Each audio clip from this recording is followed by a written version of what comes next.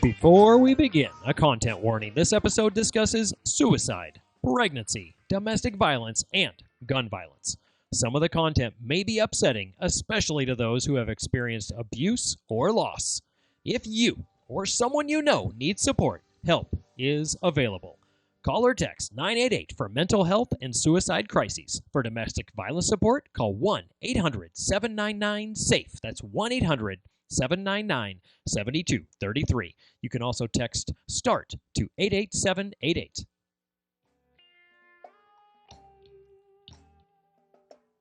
Welcome back to the DeLozier Show, Season 1, The Murder of Linda Lee Madison. I'm your host, Ryan DeLozier. In our last episode, we explored the strange and disturbing story of a rifle, a potato, and a changing confession. We looked at what the physical evidence could and couldn't tell us. And today, we're going to look at what Joseph Brooks himself tried to tell us. The letters, the jailhouse statements, and the testimonies that didn't match.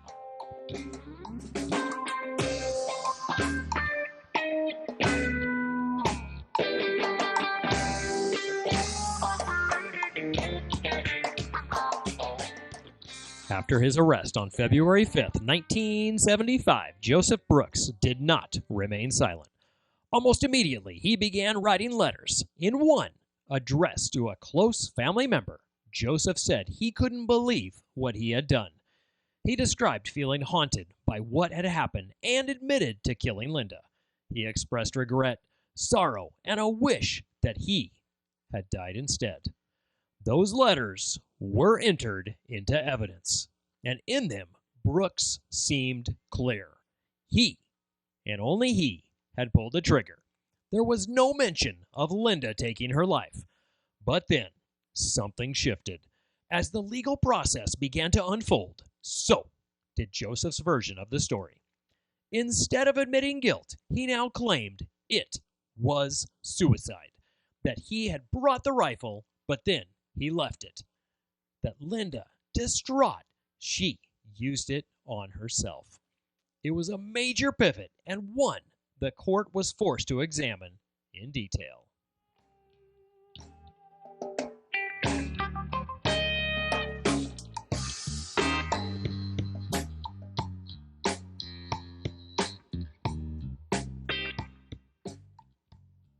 Brooks's changing story created doubt, but not necessarily reasonable doubt.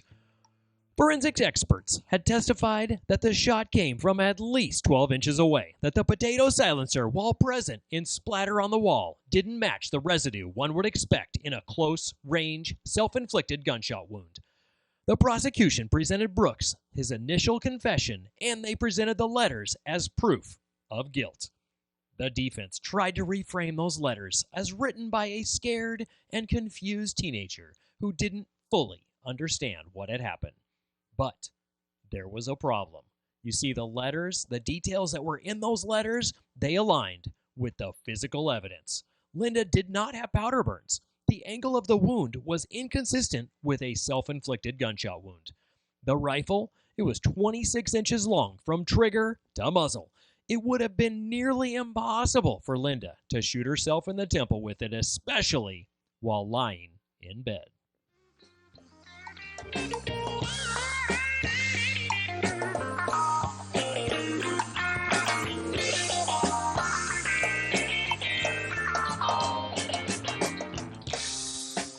So why did Brooks change his story? Was it an attempt to lessen the charges? A defense strategy? Or did he truly believe Linda had pulled the trigger? The truth may be a mix of all three. What we know is this: when police arrived that morning, Brooks confessed. Repeatedly. He brought the gun. He aimed the gun. He fired the gun. And he had left Linda dead in her bed.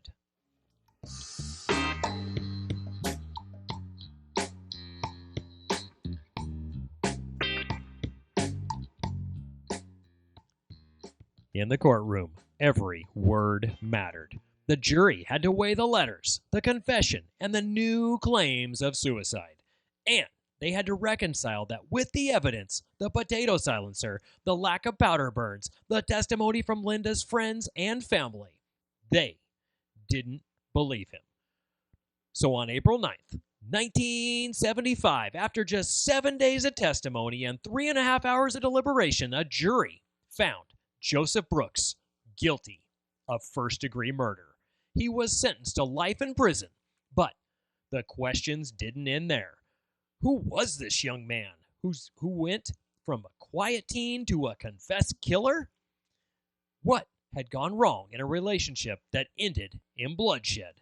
And most importantly, what were the lessons we can still learn from Linda's story?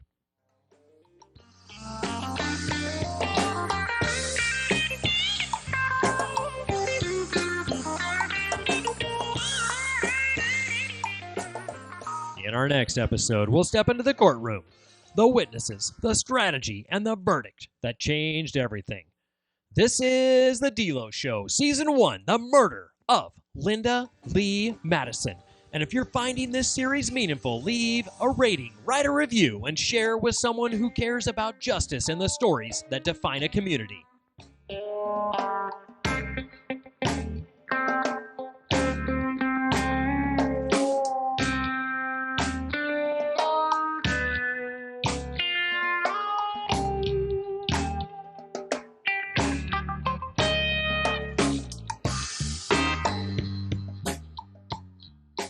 If you or someone you know is in crisis, help is available. For mental health or suicide support, you can call or text 988 anytime. For domestic violence help, call the National Domestic Violence Hotline at 1-800-799-SAFE. That's 1-800-799-7233. You can text START, S-T-A-R-T, to 88788. You are not alone. Thank you for listening.